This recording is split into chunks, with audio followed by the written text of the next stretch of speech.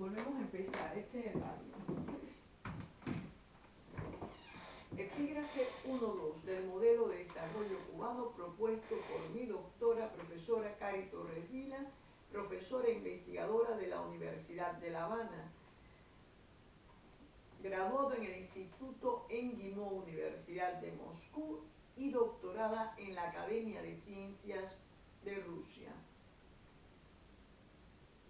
Doctora en Ciencias Económicas y Sociológicas, Premio Nacional de las Ciencias Sociales y Humanísticas de Cuba del año 2000, Premio al Mejor Libro publicado, científico publicado por la Universidad de La Habana en el año 2000. Obra ganadora en la categoría Ensayo Social en el segundo concurso de Pinos Nuevos, Instituto Cubano del Libro 1995. Bien, escritora, ensayista, poetisa, hispanista,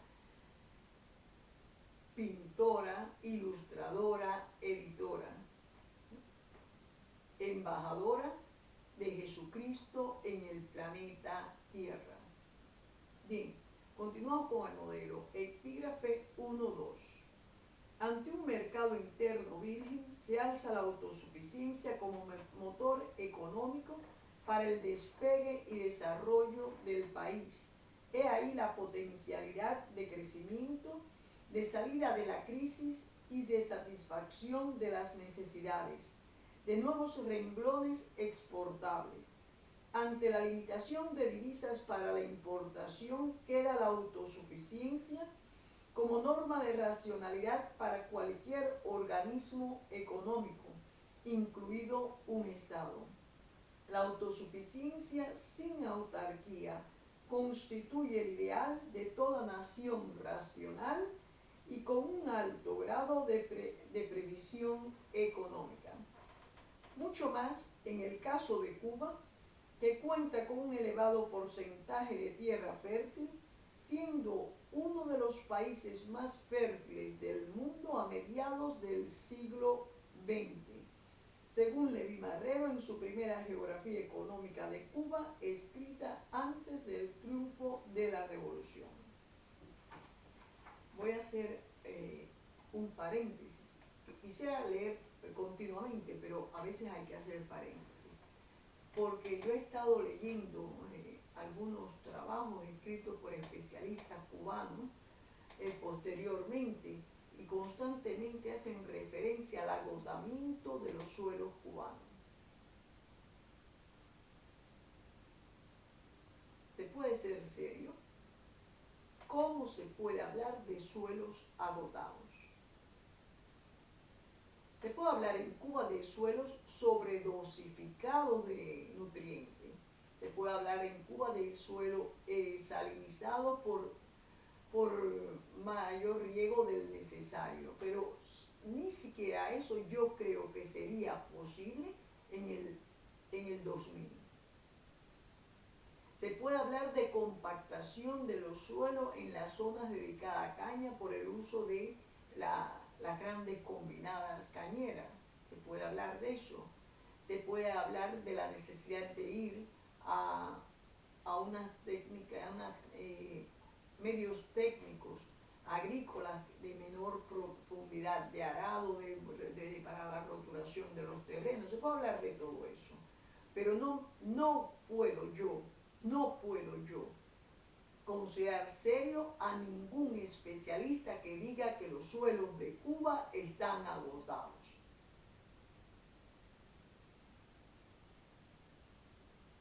Yo no he oído decir eso ni siquiera para Israel, señores. Así, para Israel. ¿Hace cuántos siglos están siendo explotados los suelos de Israel? Suelos áridos y semiáridos. ¿Hace cuántos siglos? Y yo nunca he oído que Israel diga que sus suelos están agotados. Estamos en Europa. Yo acabo de hacerle una entrevista a una campesina de Torrelavega, y le he preguntado, una persona de 45 años, y le he preguntado cuántas veces han resembrado el pasto en los prados de su familia, y me dice nunca. Están ahí desde que yo nací, 45 años. Y lo único que le echan es la bosta de la misma vaca, los orines, así, de las vacas, personas y de todo. Así. Eso es lo que le hacen. Se lo esparcen y ahí va más tierra. La misma tierra. Aquí cuando uno a veces ve la capa de tierra del suelo, una capa de suelo finísima. En muchísimos lugares, esto es un país de piedra, ¿sí? Completamente de piedra. Fue lo que más me impresionó cuando yo entré a España. Digo, ¿cuánta piedra puede haber en un país? Así, ¿no? Yo digo, como yo no vi ni una sola piedra en Holanda, digo, pues pueden exportar piedras a Holanda. ¿Sí? Fue lo primero que se me ocurrió viniendo de Madrid hacia San Sebastián, ¿no? Entonces, bueno, yo quisiera que los especialistas cubanos tuvieran mucho cuidado con las palabras y los sonidos que emiten. ¿Por qué? Porque eso se manifiesta metafísicamente. Hay que tener mayor cuidado de quién habla y cómo se llaman los dirigentes cubanos, a quién se pone dirigente en un centro. Yo tengo una preocupación tremenda, no sé si decirlo, porque ese muchacho no tiene la culpa, que el director de lo que fue el Centro de Investigaciones sobre el Desarrollo diga Reinaldo Guetón, así, como si al rey le tocó un gueto muy grande. No, es muy preocupante a veces algunos desarrollos. Hay que tener mucho cuidado. ¿Por qué? Porque unos desarrollos micros en un lugar pueden determinar otros desarrollos a nivel macro, que no tiene que ver necesariamente, o puede estar indicando una situación, y entonces hay que poner correctores. Bien, pues decía, continuamos con, quería hablar de esto de los suelos agotados. ¿Por qué? Porque en la geografía económica de Levi Marrero, que yo la leí en Cuba, por tanto estoy hablando esto de memoria, yo la leí en Cuba hace muchos años, me la aconsejó leer el doctor Armando Portela, doctor en Ciencias Geográficas de la Academia de Ciencias, que fue investigador del Instituto de Geografía de la Academia y hoy está en Miami, trabajando en el Nuevo Herald, en la página financiera del Nuevo Herald. Bien, pues él me recomendó ese libro y para mí fue esencial leerme ese libro. Me lo leí después de regresar de Moscú en 1990. Al parecer se ha escrito mucho sobre autosuficiencia, autogestión y autoabastecimiento, pero se ha avanzado poco en la mayoría de los países, incluidos aquellos con limitados recursos, cual si todos dependiesen de algo que viene de fuera. Eso nos pasa también a veces a los individuos, pero en los países es más preocupante. Esa dependencia psicológica y real de las importaciones es lo más difícil de superar. ¿Dónde comprar? ¿Con qué comprar? ¿Cuánto queda de lo comprado? ¿Qué periodo de importación cubren las reservas de divisa disponibles? ¿Dónde está lo comprado? Ante reiteradas y crónicas importaciones, hasta los objetos simples que no requieren ni calificación ni avanzadas tecnologías, cabría preguntarse, ¿por qué hay que comprar eso a otro? ¿Por qué tengo que comprar siempre lo mismo? ¿Por qué no compro y diseño o diseño y fabrico la maquinaria. No compro un prototipo, diseño o fabrico la maquinaria para producirlos, o por lo menos, porque no lo intento. Esta sería la orientación de una economía saludable. Todo país, entendido como gobierno y agencias colaterales, se encuentra en obligación de conocer exactamente la disponibilidad de recursos nacionales, ya sean recursos naturales o fuerza de trabajo. Esto permitiría poner en movimiento todas las potencialidades internas para una recuperación y un proceso de desarrollo con vínculos externos necesarios, pero no dependientes, o con el mínimo de dependencia o con distribución de la dependencia. La movilización de los recursos humanos no solo es cuestión de planificación y seguimiento de la tarea, sino utilizar las potencialidades internas del individuo a través de la propaganda y con vista a alcanzar logros factibles inmediatos, que estimulen a los individuos, sumen y multipliquen entusiasmos. La historia ha dado múltiples ejemplos de abnegación y arrojo, comenzando en la historia de América, por los primeros colonizadores, por esos hombres que hicieron crecer América, con independencia de nuestra aproximación al proceso histórico del descubrimiento y colonización del llamado Nuevo Mundo. Hombres que llegaron con lo que podían cargar, que en algún momento comieron hasta las correas de los fusiles y cinturones, levantaron bohíos que pronto fueron palacios, como la casa de Diego Velázquez en Santiago de Cuba. Hombres que contaban con la voluntad de enriquecer, de ganar gloria y marcar la historia. Lo lograron. Otro ejemplo, aunque negativo en el curso de la historia, lo constituyó la Alemania nazi con vistas a reducir al mínimo la dependencia con el exterior.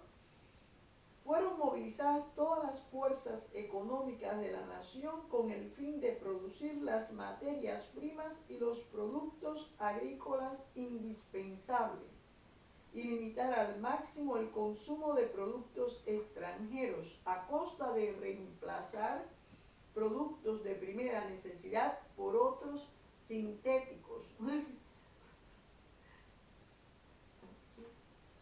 Se trataba de evitar los problemas que surgieron en la Alemania en la Primera Guerra Mundial, cuando los británicos bloquearon la mayor parte de importaciones del país. Por último, mencionaré un ejemplo de superación de etapas históricas en el desarrollo de un pueblo o de varios pueblos, un proceso muy a pesar de las posibles y hasta justos cuestionamientos de desarrollo que involucró emocionalmente, al igual que el nazismo, partiendo del amor patriótico a la población soviética y muy en primer lugar a los rusos, bielorrusos y ucranianos. Proceso de centralización extrema, de autarquía no solo autoimpuesta, sino también impuesta desde el exterior por motivos ideológicos, como es sabido. Una movilización de fuerzas productivas, entusiasmo, abnegación, heroísmo, solo comparable con los colonizadores de Norteamérica, pero sin la ambición de oro, del necesario oro, periodo en que solo se puede lamentar la represión, tal vez en mayor medida, de lo necesario, desde mi punto de vista, La autosuficiencia no necesariamente tiene que tener un componente centralizado, aunque puede estar presente. Pueden combinarse centralización y autogestión. De hecho, coexisten en Cuba y no tienen por qué excluirse.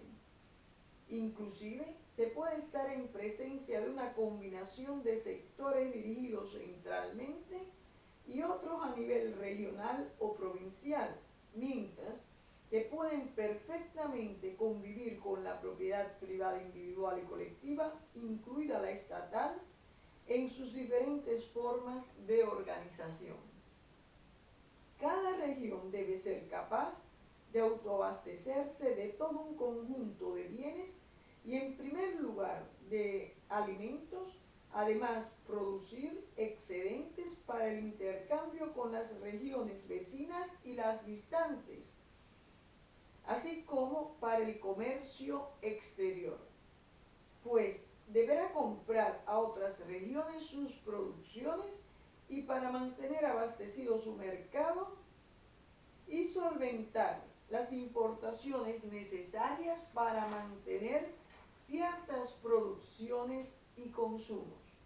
A nivel nacional, debe preverse una proyección global y por regiones, entendidas comunidades geográficas y económicas, así como al interior de esta, y trabajar por viabilizar el intercambio interregional o provincial o intermunicipal, según sea el nivel y el caso.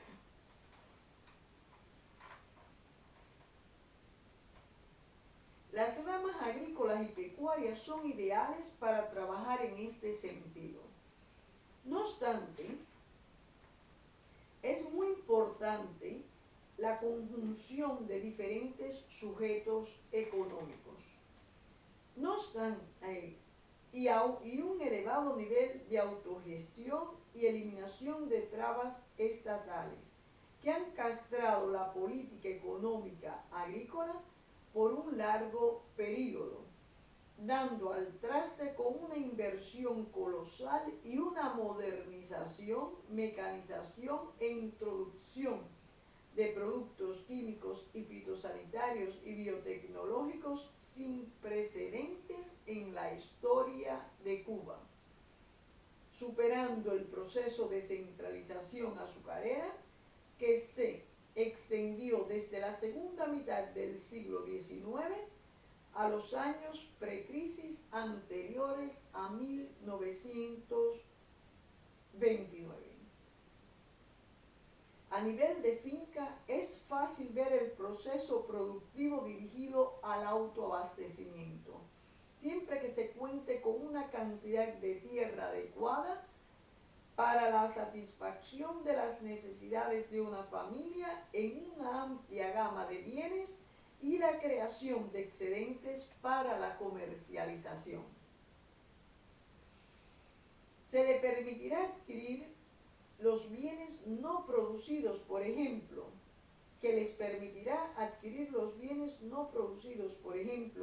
los industriales, la ropa y calzado, crear un fondo de ahorro para otros fines, incluida la inversión productiva. Una finca se autoabastecerá de alimentos vegetales, carnes, leche, miel, frutas, y en aquellos casos que haya agua, bien se puede pensar en desarrollar la piscifactoría y las hortalizas, aunque no solo. De todas formas, la presencia de un aljibe, añadido a la construcción de la vivienda y otras instalaciones, proveería el agua necesaria para el mantenimiento del huerto familiar, inclusive para dar de beber a los animales y para algunas labores domésticas hasta el baño. La estructura de la finca campesina en las dimensiones de la Cuba actual, si bien no permite la producción extensiva, es decir, la plantación en todo un conjunto de cultivos, sí lo hace en tales como el café, el cacao pudiesen extenderse a mangos, piña, guayaba, aguacate y otros frutales, si las condiciones del terreno son apropiadas para los productos de elevada calidad. En tales casos, sería conveniente siempre reservar un área para la producción de alimentos y producir no solo lo inmediato, sino también algunos cultivos almacenables, que sería una reserva familiar en caso de sequía, de alguna catástrofe o pérdida de cosecha, como el frijol, el maíz, miel, dulces en almíbar, carnes fritas y manteca, carnes saladas, chorizos, morcillas, jamones, etc. Los productos almacenados en la despensa lo mismo pueden salir al consumo familiar que al mercado para ser sustituidos por la cosecha más reciente. Por supuesto, una economía familiar no recibiría mal a un miembro con conocimientos de costura para la confección y reparación de la ropa, y tendría que avanzar en algunas cuestiones de zapatería, aprovechamiento de pieles y algún conocimiento de carpintería, también albañilería. Estos individuos pasarán a ser muy apreciados en la localidad y podrán cooperar y vender su fuerza de trabajo, siendo otra forma de ingreso familiar o individual. Se puede cooperar unos con otros en algunas labores especializadas. Es muy importante no perder el sentido de cooperación entre vecinos alcanzado en los años de la Revolución Cubana, mucho más marcado en la ciudad de Santiago de Cuba que en La Habana. Por demás, pueden prever alguna que otra producción para el consumo familiar y territorial, tales como sillas, taburetes, banquetas, mesas, otros tipos de muebles, algún que otro implemento agrícola de subsistencia con aplicación en tareas específicas, sombreros, escobas, abanicos, pachanguitas, yunques, coas, varas para cargar agua y hacer hacinas, horquetas para trasladar con los bueyes el agua y las producciones, en sustitución de carretas, implementar a escala creciente producciones derivadas de productos agrícolas, con algún nivel de elaboración hasta productos finales, destinados al mercado, es decir, producir mercancías agroalimentarias, para llegar a poseer marcas propias y calidad comercial y exportable. Una economía familiar campesina debe estar preparada para vivir con holgura, sin la intervención estatal, solo adquiriendo productos importados y de confección industrial sin apremios económicos. Además, producir comercialmente. Por observación de una finca campesina,